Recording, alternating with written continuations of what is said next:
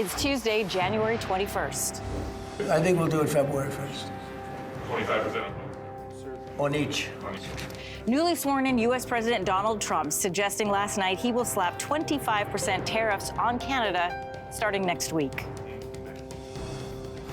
From this moment on, America's decline is over. Oath of office. President Trump already revoking 78 of his predecessors' executive orders and signing dozens of his own after taking office. I know how to fight for Canada.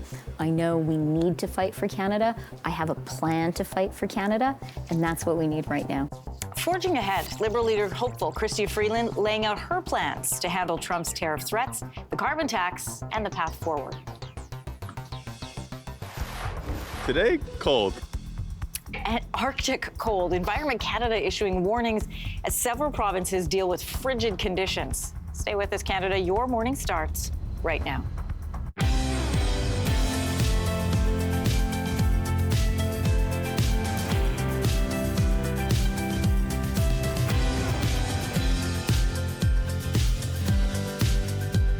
Good morning, Canada. Welcome to Your Morning. I'm Anne-Marie Mediwake. Good morning. I'm Lindsey Deluce. I'm Kelsey McEwen. Hope your Tuesday is off to a great start. That was some solid TV watching yesterday. And I would go into my car and then listen to the inauguration, obviously. Yeah. But I it stayed was up last night to watch the balls. Oh, I just wanted to see, I wanted to see what they were wearing, but I also just wanted to see if there was anything else said, which there was a bit of a repeat throughout the day. Mm-hmm. I know, pretty remarkable day for a lot of reasons. So let's break it down for you this morning. Newly sworn in U.S. President Donald Trump says he is still planning to hit Canada with 25% tariffs next week.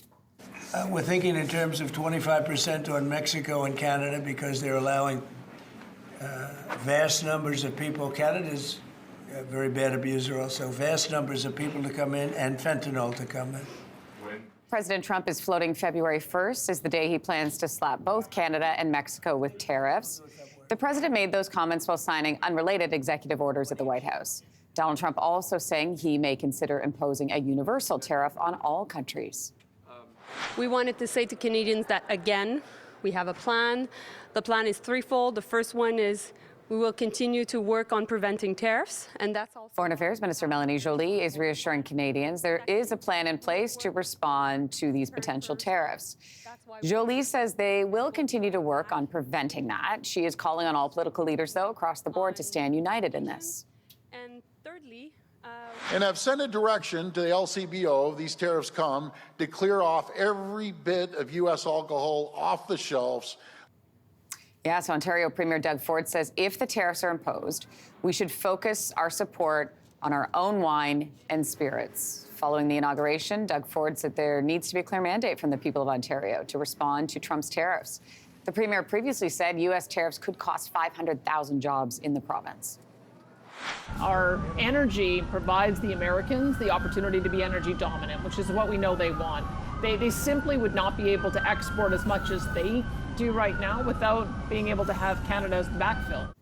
Alberta's Premier Danielle Smith says there is an opportunity for Canada to negotiate with President Trump and make our case.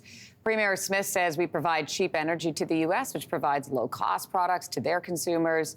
However, this was all said before Donald Trump suggested the possibility of February 1st as the day to impose the 25% tariffs on the country. Energy dominance was a key part of Trump's speech. And U.S. President Donald Trump is now back, obviously, in the White House and is suggesting it could be thanks to a higher power. An assassin's bullet ripped through my ear. But I felt then, and believe even more so now, I was saved by God to make America great again.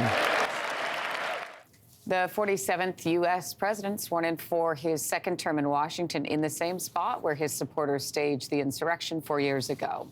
In his inaugural address, Donald Trump said, quote, "The golden age of America begins right now," and that he'll be a peacemaker and a unifier. Trump used the same speech to go after his political enemies before signing dozens of executive orders. Sir? Is this it? Yes, sir. First, we have a list of pardons and commutations relating to events that occurred on January 6, 2021. President Trump pardoned nearly 1,600 people involved in the January 6 Capitol riots. He also reversed 78 of Joe Biden's executive orders. Other executive actions he's already taken include rolling back a Joe Biden directive meant to prevent discrimination based on gender identity and sexual orientation. He also signed an order designating 2 genders only, male and female, and declaring they cannot be changed. Another executive order started the process of withdrawing from the World Health Organization. Donald Trump also declared a national emergency on the U.S. southern border, and he has established the Elon Musk-led Department of Government Efficiency, which is not an official governmental department. And I just want to say thank you for making it happen. Thank you. A lot of people talking about this moment, right? Elon Musk making that gesture during a rally at the Capital One Arena, drawing scrutiny, being compared online to a Nazi salute. On X, Elon Musk calls the criticism, quote, dirty tricks. The White House hasn't commented on it. U.S. President, well, I guess former U.S. President Joe Biden issued several preemptive pardons to his own family members before leaving office. So he gave what is known as blanket pardons to his 4 siblings and their spouses in an unprecedented presidential move. He previously issued similar pardons to Dr. Anthony Fauci, retired General Mark Milley, and several other U.S. figures targeted by President Donald Trump. Biden said he unfortunately had, quote, no reason to believe these attacks will end. In other news today, Hamas says the next group of its Israeli hostages will be released on Saturday.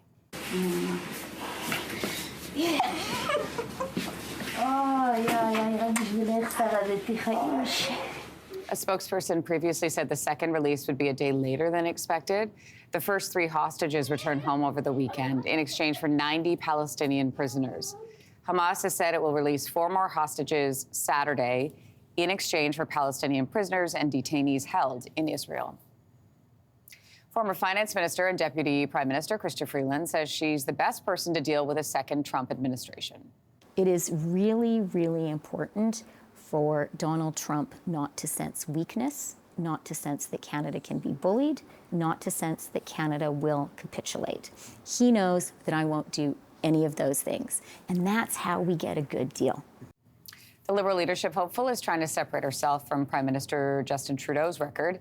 Freeland previously dealt with the Trump administration during the negotiation of the USMCA trade deal. Donald Trump criticized Freeland following her December resignation, calling her, quote, toxic on social media. Let's talk about the weather. There are extreme cold warnings in at least 5 provinces this morning. On these really cold days, we want to be mindful of what we're wearing, the types of clothing that we have on, making sure that we're well layered. A massive cold Arctic air has hit Canada, meaning temperatures could feel like -40 or worse in some spots. So Manitoba, Ontario, Quebec, New Brunswick, Labrador have issued extreme cold warnings. But obviously, Kelsey's here. She has the details in our national weather forecast coming up.